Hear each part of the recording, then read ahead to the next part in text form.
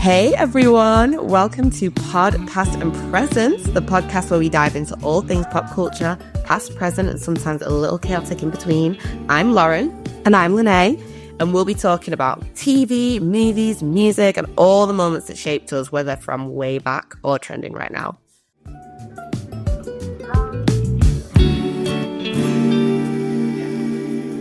Are you ready to get into today's episode then? Yeah, absolutely. I mean, the Disney Renaissance is just one of the most magical periods of our childhood. Yeah, so for us, we are huge geeks when it comes to Disney, storytelling, cast, production, animation, everything about Disney, film, music, media.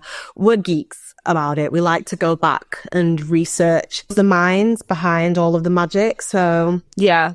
That in a nutshell. I think for this period, the Renaissance period, how did we get there? You know, Disney wasn't doing too well. Nope. They were, what's the word? Plateau? Yeah, they hit a plateau, yeah. A plateau.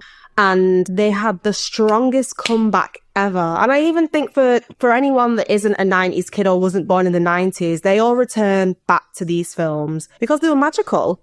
They were. Yeah, they were incredible. Do you remember the Disney Renaissance period? Do you know the films that are included in the Renaissance period?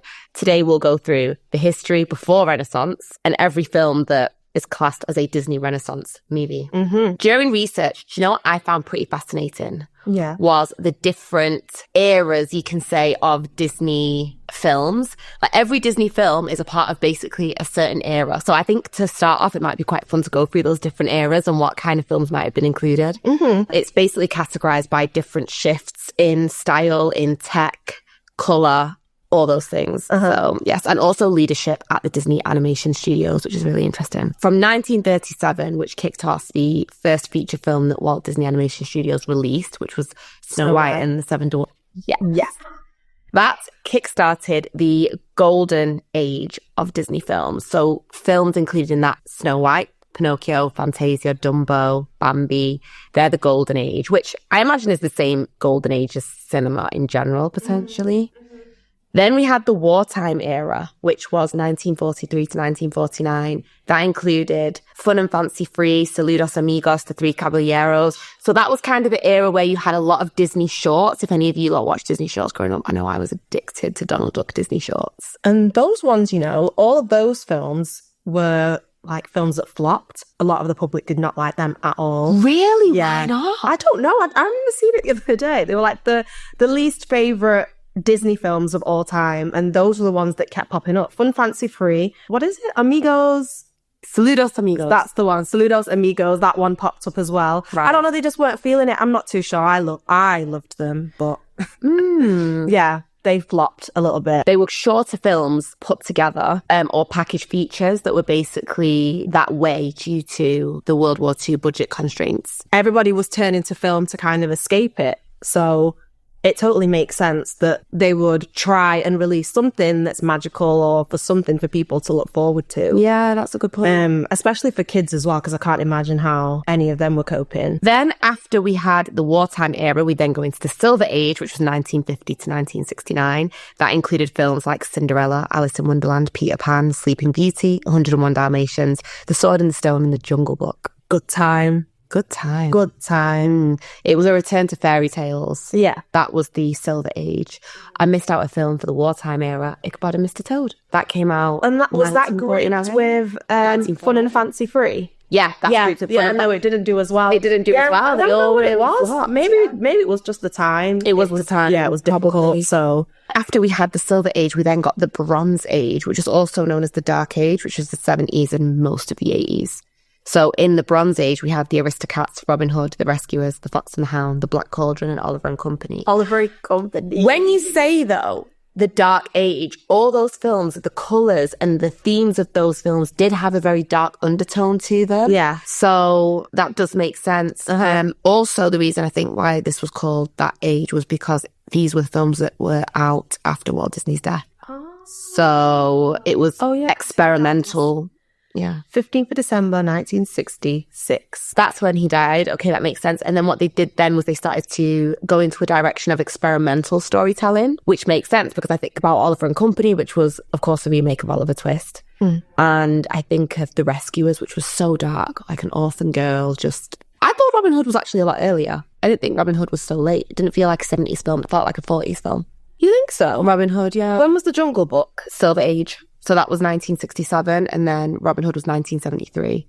Okay. So...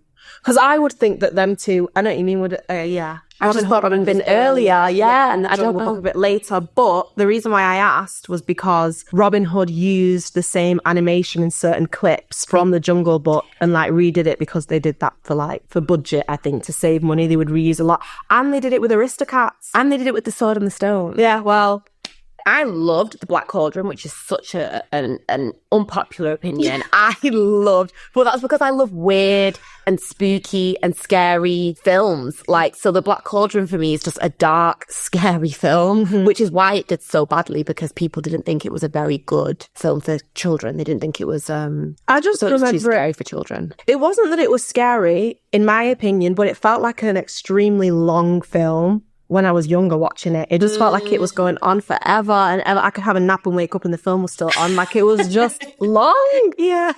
And very dark. I was very visual, wasn't I? I needed colour. Yes. I needed you song.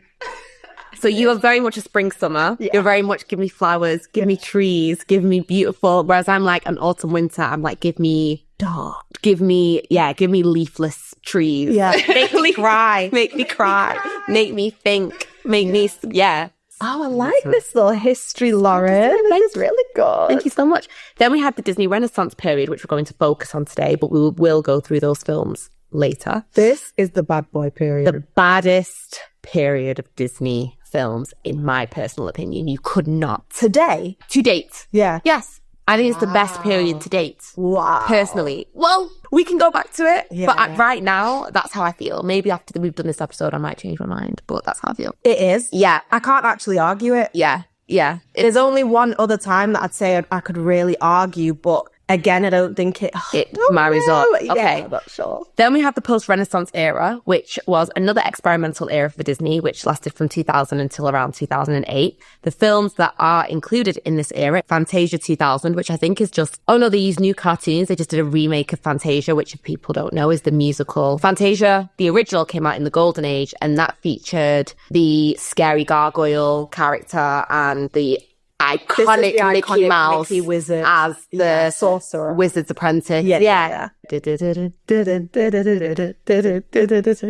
In this era, we also had Atlantis, The Lost Empire, Lilo and Stitch, Treasure Planet, Brother Bear, Chicken Little, and Meet the Robinsons. This is good. Great era. Chicken Little was another one that was on the list that people did not like. I think I'm on that list. Lene, I couldn't tell you the story I Chicken Little. Love Chicken Little. I know you do. And I feel so bad. I was like, I'm not going to tell her. Little day. Little. I can't remember the storyline. I don't know any of the characters' names. Well, I mean, I need to rewatch it because I never gave it a first chance. I was Julie Duckling and I felt really sorry for her. Don't know. Treasure Planet, Lilo and Stitch, and Brother Bear played constant, and Atlantis actually. But those three, I think Lilo, Stitch, Brother Bear, and Treasure Planet really had my heart for a very, very long time. People did not like Treasure Planet. It was such a box office bomb. Yeah. People were so disappointed in the Treasure Island to Treasure Planet sci-fi kind of thing that they were trying, like the whole comic book hero thing. People did not like it.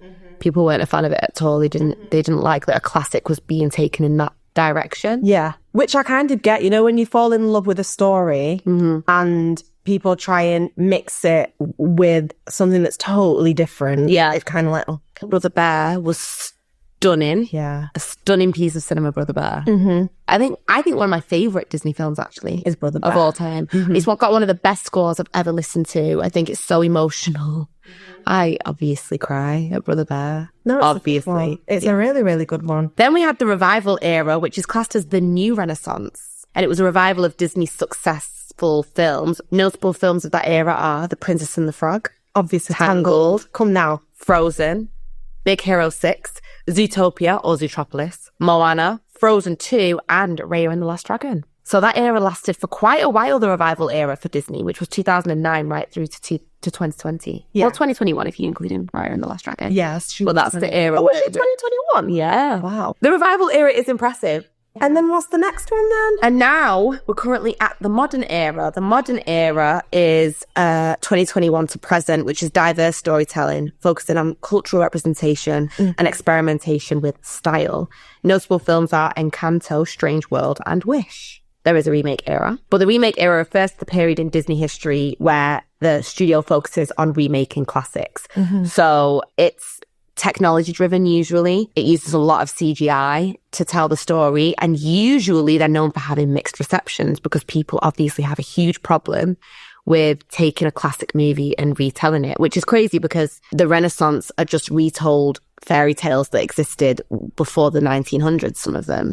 Some of them are Grimm's brothers stories, you know, or just classic fairy tales. So that's quite surprising to me. But yeah. But I genuinely think at the time of the Renaissance period in the 90s, I think people may have like raised their eyebrow to it a little bit and they didn't like it. That's true. And there are some films that didn't get a lot of praise, but I think they definitely, maybe with the introduction of social media and the access that the studios and the world has to people's opinions on films, maybe makes it feel even more, it feels like the films are even further criticised, maybe more than they were in the Renaissance period where you were only hearing from reputable companies about what people think of the film. Notable films of the remake era, which appears as though it's existed from 2010 to now, is Alice in Wonderland, the one with Johnny Depp, Maleficent, of course, Cinderella, Jungle Book, Beauty and the Beast, Aladdin, The Lion King, Mulan, and The Little Mermaid.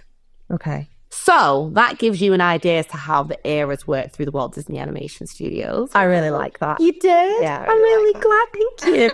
And now we're going to take you through the most successful period of Walt Disney Animation, which started in 1989.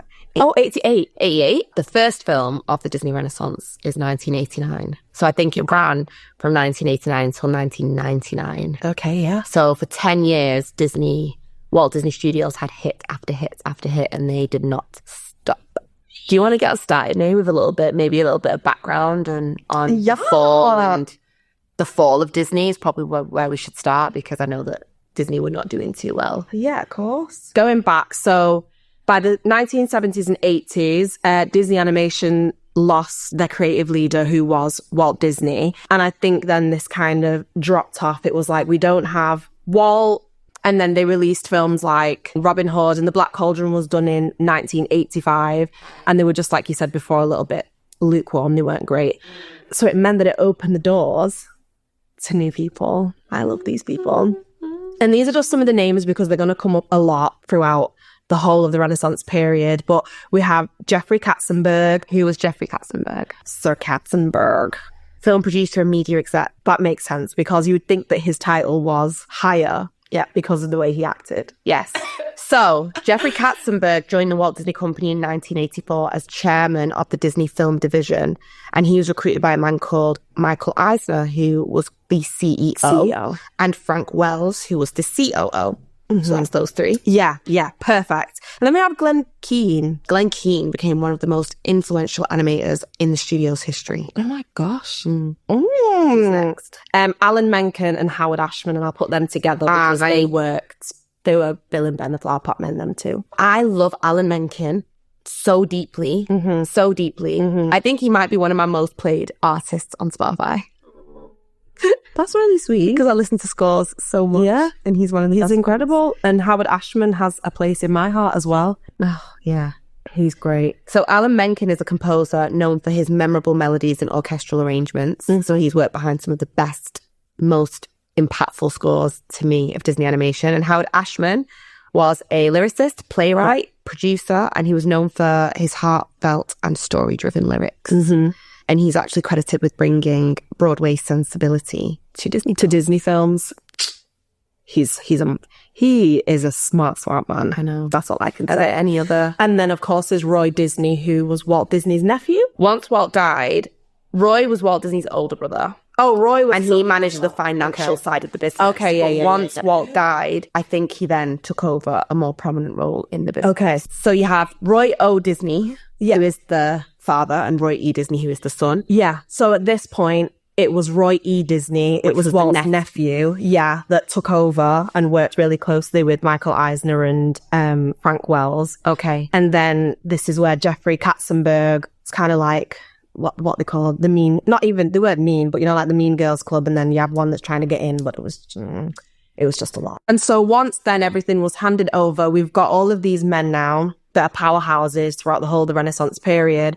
We introduced The Little Mermaid in 1989. This is the film that started it all. Wow. Mm-hmm. The Little Mermaid, 1989. I know. I haven't seen The Little Mermaid.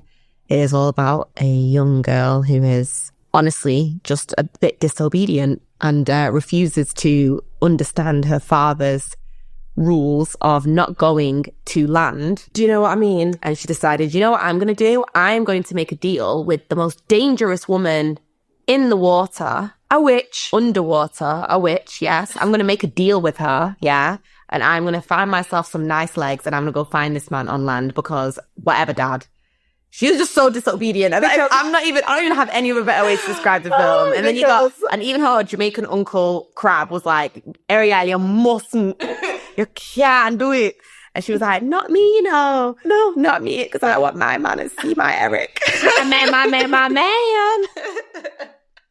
You know what, actually, me and our little sister had an argument the other day because she was determined that Sebastian was a lobster. And I was like, he is a crab. No, he's a lobster. He's a crab. He's a crab. I can't believe you argued with her. Besides that, let me just go back to my facts here. Go on. So The Little Mermaid was a delayed film. When it was first raised, it was thought to be too similar to Splash. Splash, yes. Is that with it's Tom Hanks. That's why they delayed it, because they thought it was going to be a huge, almost like, maybe competition. I don't know, but just too close. And might have underperformed in comparison to Splash, which was a hit. Yeah, exactly. Yeah. Okay. So they paused it. So whilst The Little Mermaid, and Who Framed Roger Rabbit were being created, the company had zero money. So this was very much a chance I think they were taking on both the films. Yeah. And I think to film, to coincide filming with both, obviously, productions, it was really, really difficult because Who Framed Roger Rabbit, I think they had to put a lot of money into that. Yeah. And that was different for its time because it was mixing animation then with live, would you say like live action? Yeah. I don't know. Yeah. Mm-hmm. So that was really difficult. But on the release of Who Framed Roger Rabbit, I imagine that made so much money that then they had the money for Little Mermaid. Well, so I think this is the thing. I think with how successful, Who Framed Roger Rabbit was, they were able to put that money into, I think, maybe even a couple of the films in the Renaissance period. Oh, great. Yeah. Oh, that's good. I'm sure it did. And the studio's worry then was that the types of movies they were creating were new. They weren't certain on the profit they were going to make from them. It was a chance. It was definitely a chance. The best chance they ever took. Take chances, yeah. I know. Take chances. I know. It's a sick story, this, I'm going to be honest. Steven Spielberg worked on Who Framed Roger Rabbit, along with Bob Zemeckis. I can't say this Bob name. Zemeckis, who was the detective. Yeah, and Richard Williams. Who was one of the main animators, right? It was. Sorry, yeah, that's right. I was getting really excited reading.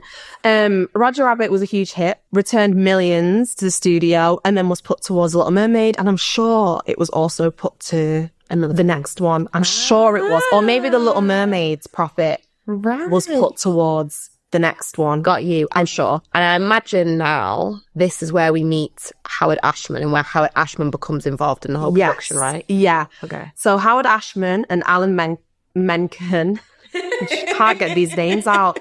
They actually worked in Broadway before they started working with Disney. And they worked on The Little Shop of Horrors. They were asked, I think, I'm not sure who asked them, but they were asked to then work on The Little Mermaid, maybe to introduce, I think, some numbers in there and probably help with the storyline, I imagine. At the time, both of them were working with Jodie Benson in The Little Shop of Horrors. So they asked Jodie to work with them. Or was it Smile, maybe, which was another Broadway show that Jodie worked with them. Smile. Smile, yeah. And they asked her to work with them on The Little Mermaid. And that's how Ariel. And that's how you got. And so is she singing and talking voice? I'm sure she is. Okay. I'm sure Jodie Benson's singing. That's sick. Yeah, I'm sure she is. And I think this was really nice for the three of them to work together on The Little Mermaid, because when they last worked on Smile, which was the Broadway show, that flopped. Right. But obviously this was incredible. When Part of Your World, which is a song in The Little Mermaid, was first viewed by children in a preview, Jeffrey said that it wasn't going to work and he wanted to cut the whole section from the movie. Part of Your World. But no, I couldn't imagine. I'm sorry. I know. You can't imagine that film without that part. No, you can't. That's why everybody said, I'm in love. Are you crazy? And you were telling me something really interesting about Howard's idea behind why the song was so important. Yeah. Based on his experience in Broadway? In musical theatre, yeah. So musical theatre, Broadway shows, when you find in the stories, when there's I don't even think it's like specific on woman or like for a man. Like when you're protagonist.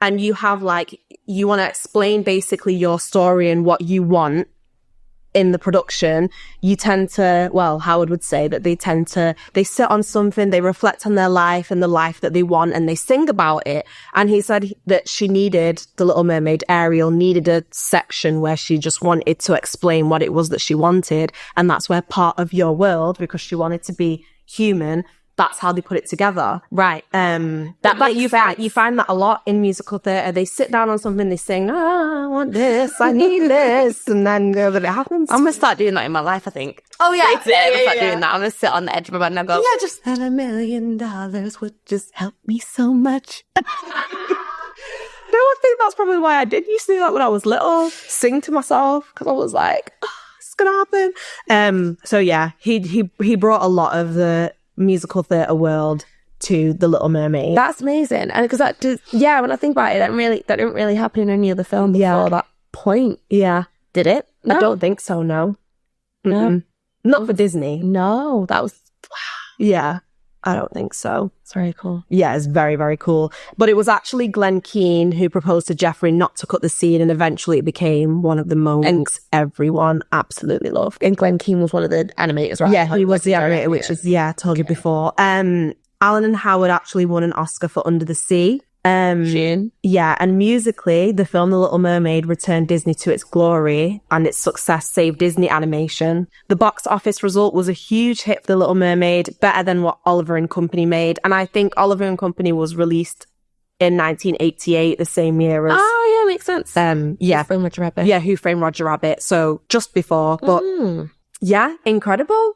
That is really cool. It is really, really cool. So that kicks us off on the Disney Renaissance. Yeah. It created relationships with Howard and Alan. They went on then to work on the other films in the Renaissance period too. It just made sense. They were holding on. They said, you helped us and made those. We are holding on. We are not letting go. We're going to sign you up for at least 10 years. Yeah. So you're going to work on this right now and this right now. Yeah. Mm-hmm. It's amazing. Well, the next film on our list that came in after Little Mermaid was then the release of the 1991 global sensation, Beauty and the Beast. Dun, dun, dun, dun, dun, dun. Tale as old as time. Song as old as rhyme, girl. Beauty and the Beast. Ouch. But it took me such a minute. That was so cruel. It was that was cruel. so mean. It was. Oh my goodness.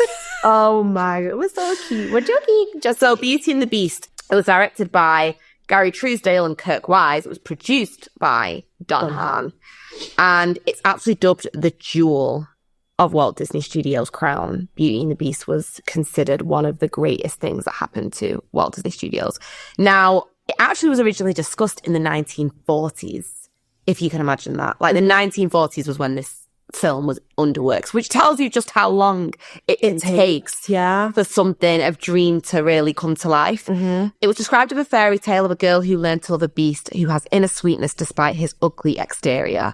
Now, the 1991 version expanded on the idea. So even though the 1940s idea was quite simple and basic, I think the 90s, it really took the story to new heights. It took around 600 animators, artists and technicians to produce over 1 million drawings of the film. There was something called a CAPS computer system, and that was actually used to create Rescuers Down Under. How well did Rescuers Down Under do? I think the CAPS computer system was made for the second one, so it was Right, so Rescuers Down Under, that's what it was made for. Okay, cool. yeah. Oh wait, no, that's right. What's the first one called? Rescuers. Oh right, yeah. Sorry. Yeah. He's confused from Rescuers. Yeah, I am. So I was like, is that the full title? No. So what is the CAPS computer system then? Is that just like where you move animation to a screen and you animate via a screen? I'm thinking it's like, I don't think, obviously with like the drawing beforehand, I think they actually create the animation on the computer. Yeah, on the computer. Very cool. I think. Very cool. Well, CAPS computer system, I'm going to read this off my notes because I don't want to get it wrong. Yeah. The CAPS computer system was used to create Rescuers Down Under, which was the Rescuers sequel. Mm-hmm. The CAPS computer came from a company called Pixar. The budget was cut way back because Rescuers Down Under didn't make enough profit. First frames that came back, Jeffrey hated and cut them, so there wasn't much confidence in the success of Beauty and the Beast. Mm-hmm. The creative team then went down the musical route, which wasn't actually the original concept of Beauty and the Beast. And then Howard Ashman, having the success that he had with The Little Mermaid, was brought back in again to work on the songs to Beauty and the Beast. And that's what made Beauty and the Beast become a musical. Now, there is a very sad backstory to the making of this film. So during the making of the film, Howard actually was very ill with AIDS.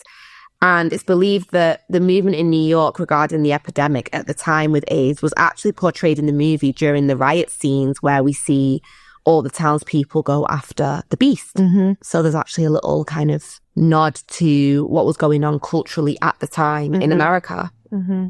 Howard did pass away on March 14th, 1991, before the movie was released.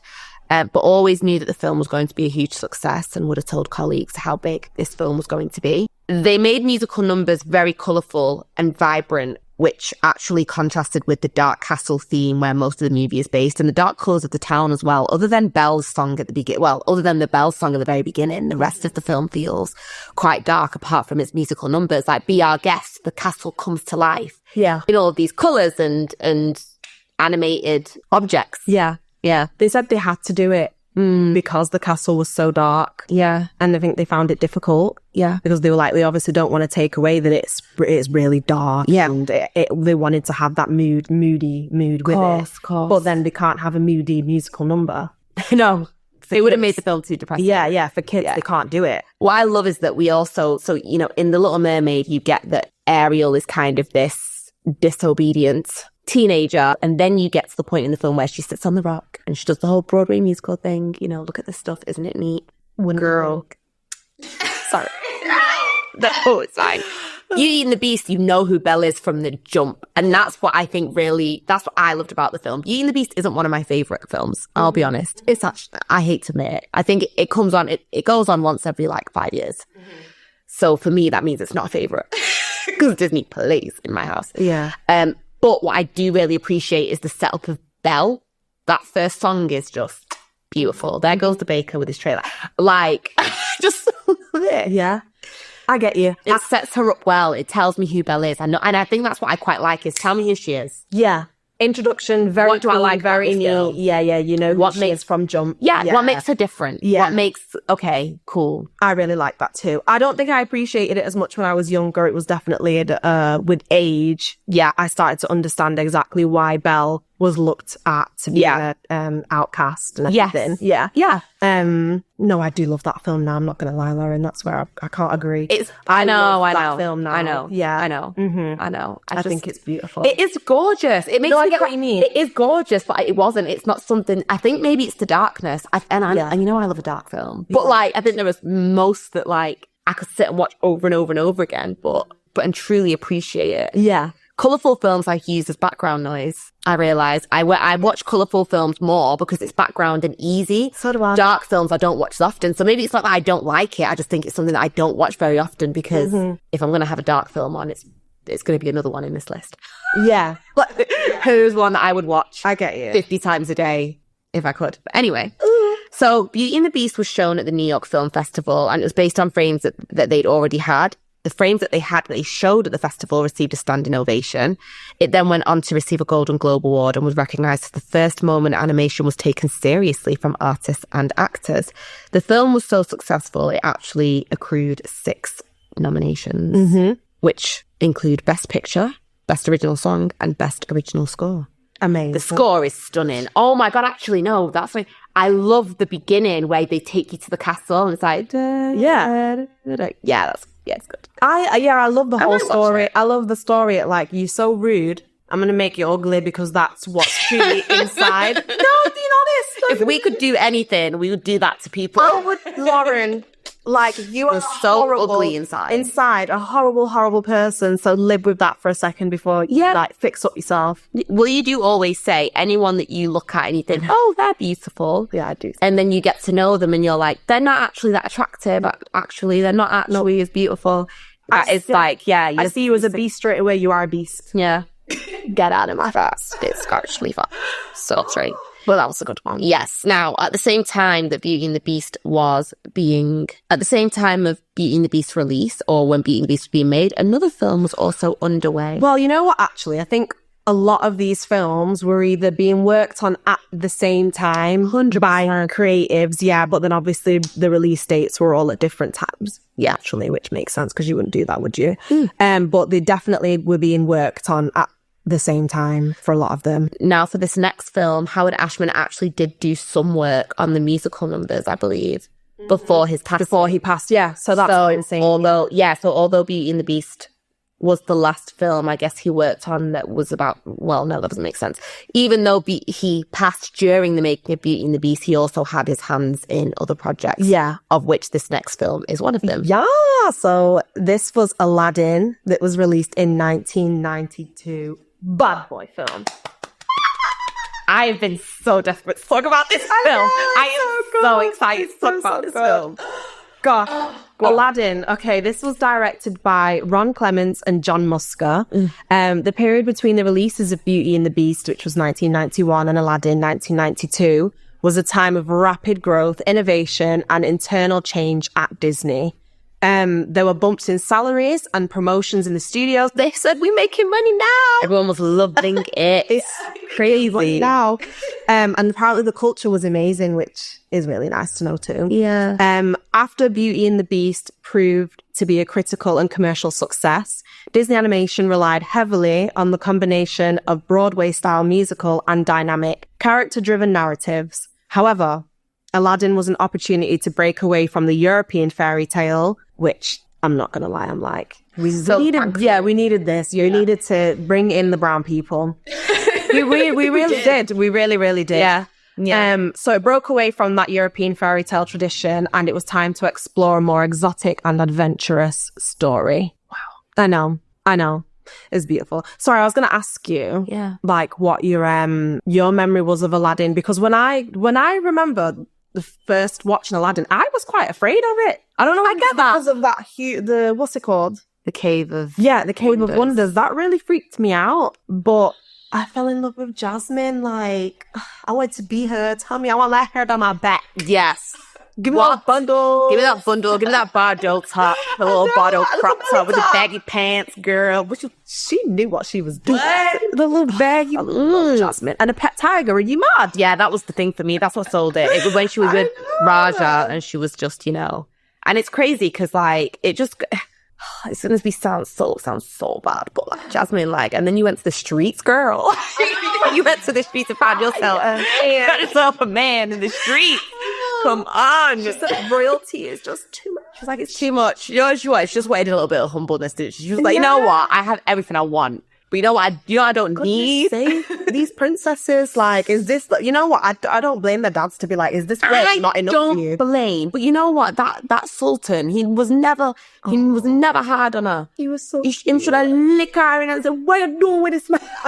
What you want with this stupid boy?" Aladdin was fine though. Still, I get it. Aladdin was fine. Literally, I get it. My memories of Aladdin are that it was so blue.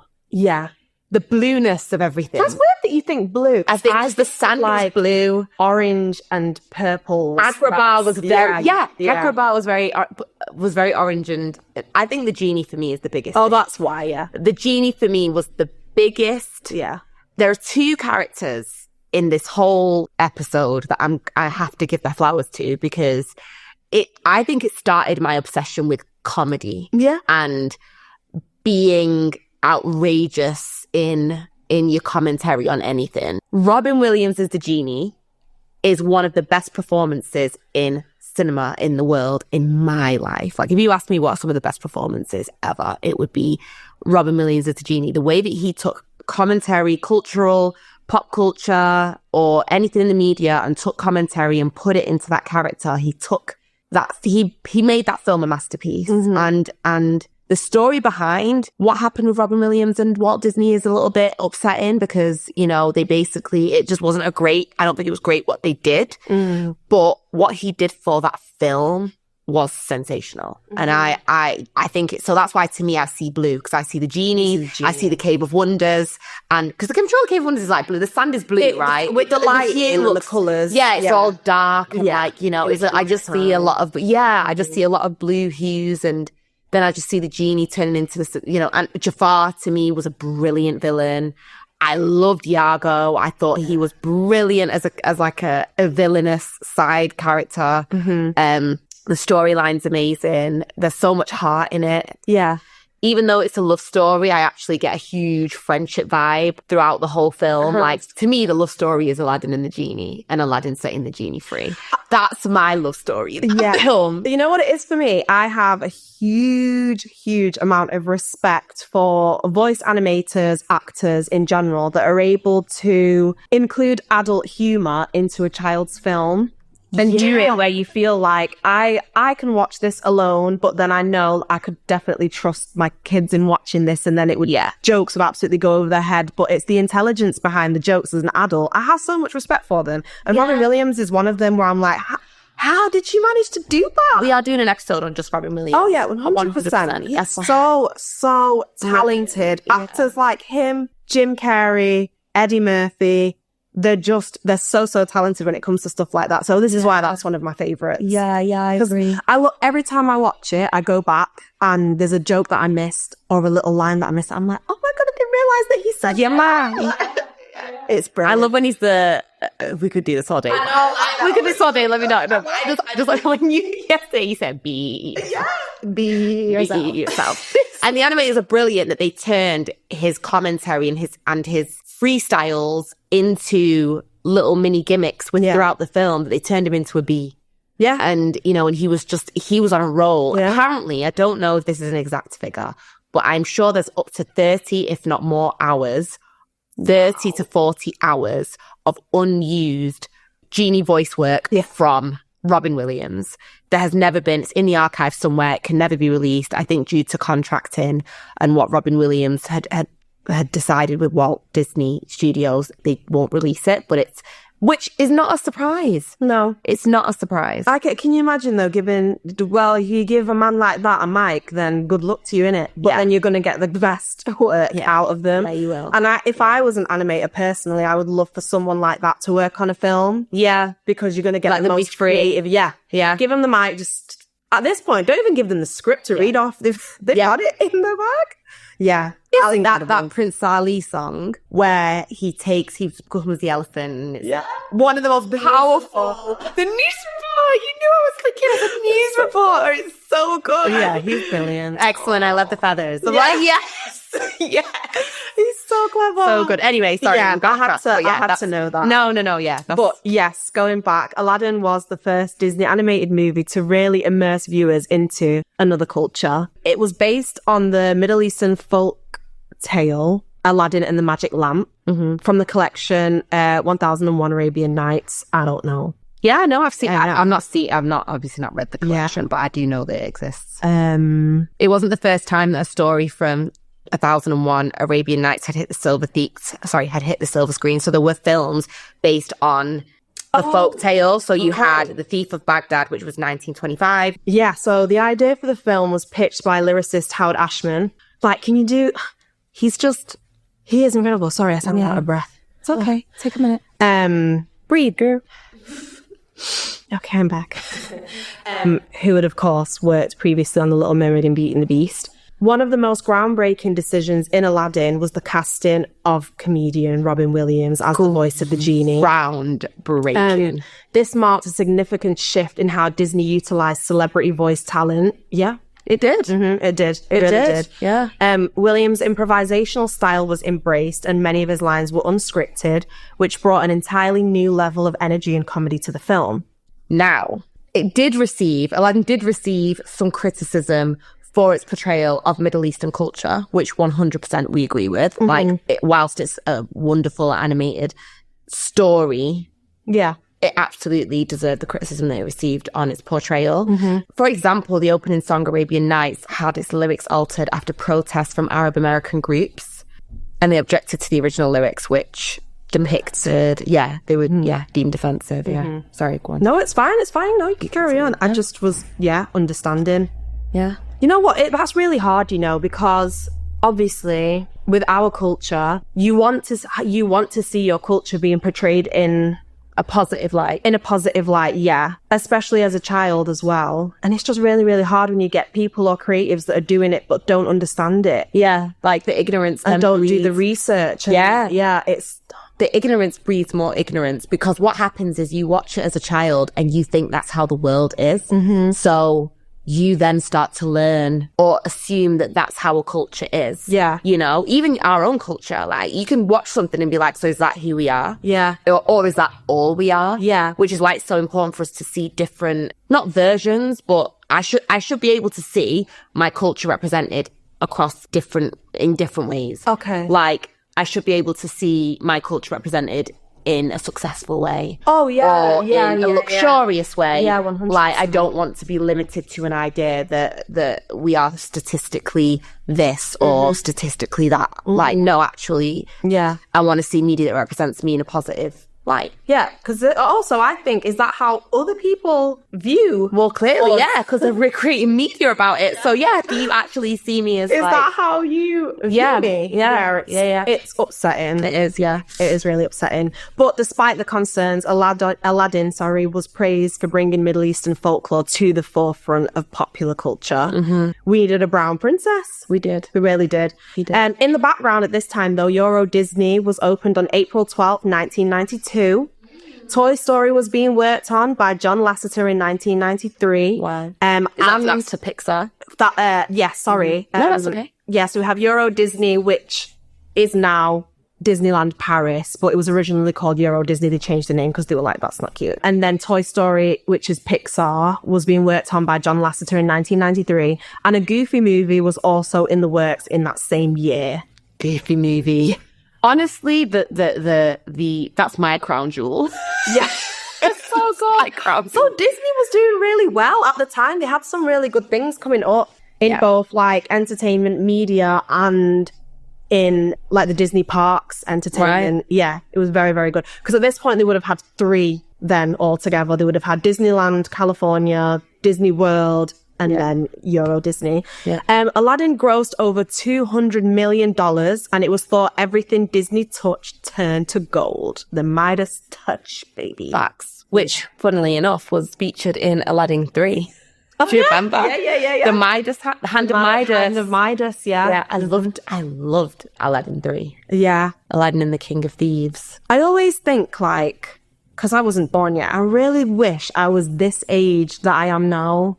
At the time when they were all coming out, because I can only imagine being like, wow. I think I'd want to be this age then with kids, though. I think I'd want like a 6 or 7 year old, and it's like, we're going to the cinema. Yeah, I'd love to have done that. So amazing. After Aladdin, then came the next film, which is my favorite film. It was my favorite film when I was younger. What is now? Because I made a decision the other day, and now I can't remember what it is. We'll look back. Yeah, we will. But it is The Lion King, which was released in 1994. I just feel like this is where things get real good. Like, once you get to Aladdin, things for me just got really good. This is where everybody's... No, actually, I'll be so honest. This is where everybody's jaw was on the floor because of the production, but then everyone's jaw was on the floor because of Disney's audacity.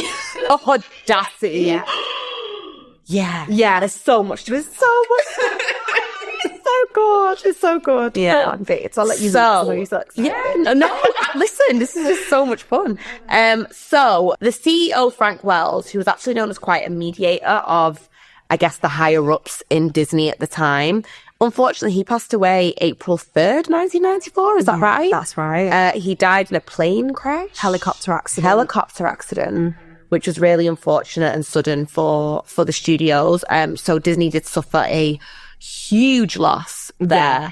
This was whilst Lion King was being, I guess, worked on, if not near the end. It wasn't it towards the end because the Lion King was released in that summer. So yeah. Right, okay. Yeah, so it would have been done by then, wouldn't it, if it was April? Yeah. No, it was really, really sad because Michael Eisner and Frank Wells were like brothers, I think. Yeah. The way that they worked, and Michael struggled when that accident happened. Yeah. Really, really struggled. I think they even thought that they don't know how he's going to be able to do it on his own. Yeah.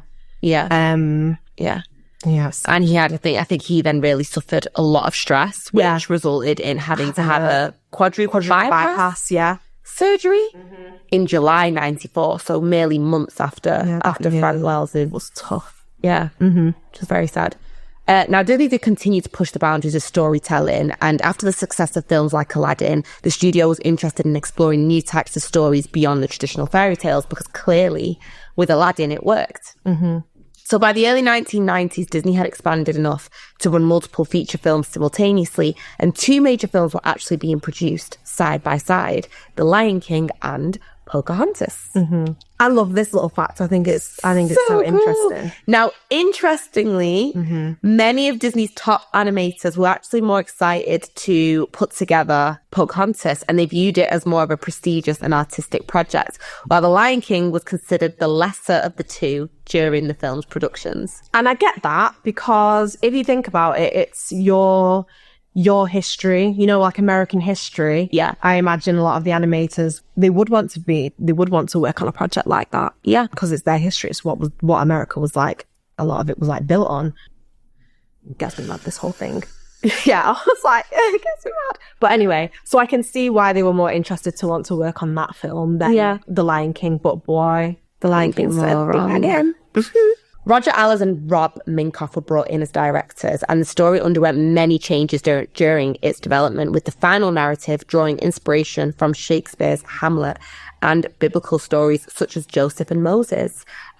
I knew about Hamlet. I didn't know about Joseph and Moses. I don't think I knew about either. Really? I did hear about Hamlet, but I read it somewhere in I lie. I think I did. That it was based on Shakespeare's Hamlet and the story of the brothers and the...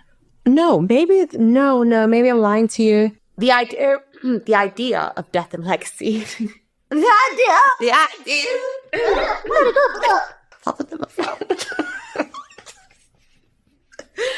Oh, sorry.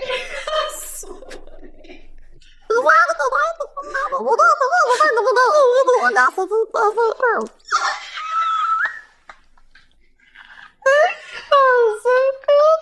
Oh, watch that when I get home again. It's good.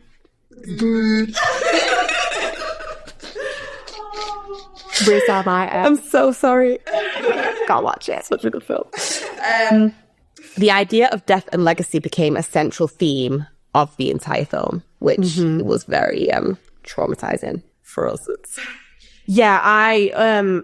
Sorry, I have to put this in. I had a love-hate relationship with this film, so it always used to confuse me as to why it was my favorite film, because I was actually terrified of it, because I never understood how in family someone could kill, especially them being brothers. Why would he kill his brother? It never, ever, ever made sense to me, so it really scared the shit out of me.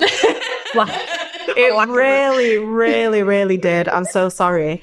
And would make me very, very emotional. I think that was one of the first films I watched young, and I thought, I can feel it. I really, really feel it. And loss. Yeah. It was my first. Yeah. It was hard for me growing up. I thought it was so colourful, so beautiful. The Circle of Life remains... I had the Circle of Life as my alarm clock once upon a time. I had to remind myself, but the Circle of Life, it is a film that I always go back to make me feel calm. That is literally just life. So beautiful. Go back and listen to what Mufasa says. It's okay, man. It's okay. It has to happen. Yeah. If you haven't seen it, I'm sorry. Spoiler. Mufasa dies.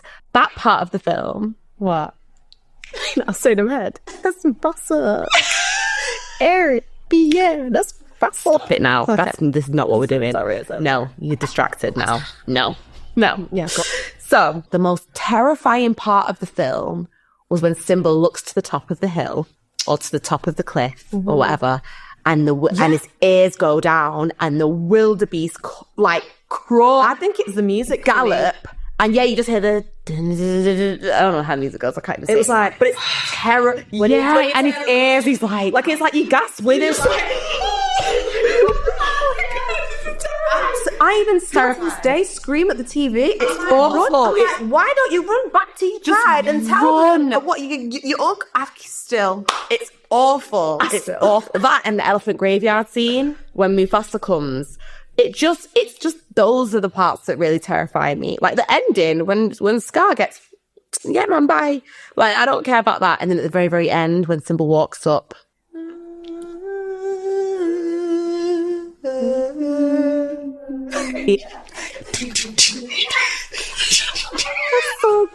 And the rain. And also, of course, Mufasa in the sky. Jesus, it's brilliant. It is brilliant. It is one of the best, if not the best Disney film of all time. Yeah. I personally think, but Anyway, Disney had seen a lot of success by incorporating contemporary musical styles into their films, especially with Aladdin, which had used Robin Williams' humour and modern references to make it feel really fresh. With The Lion King, they wanted a more emotionally driven and musically versatile soundtrack, and so they brought in one of the most successful and biggest pop artists in the world at the time, which is Sir Elton John. Sir Elton John, you are correct. I'm so sorry. Now, Elton John, of course, is known mainly for his ability to create catchy, emotionally resonant music with wide appeal. And he was able to really bring what they needed to the soundtrack, which ranged from pop ballads to rock anthems. And he fit the bill perfectly. He really did. Perfectly. The Lion King did earn critical praise and enjoyed amazing success at the box office. Over time, it's actually nearly amassed $1 billion at the box office altogether. Wow. Whoa. Wow. Whoa. I get it. Totally. Yeah. Yeah, it is phenomenal. Now, The Lion King did have its own controversy at the time due to news circulating about the visual similarities with a Japanese manga series called Kimba the White Lion. Simba.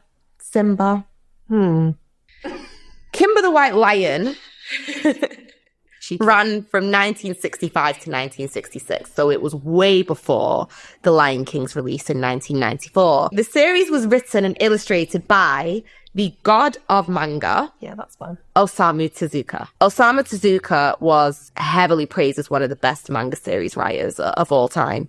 Now, there's some similarities which included the plot point of a lion cub's father's tragic death, an evil lion with a scar under their eye, and a baboon as a sage, as a wise character. Wow. Yeah. I don't know how they've seen the similarity in this. I know. It just feels so original. Right? Wow.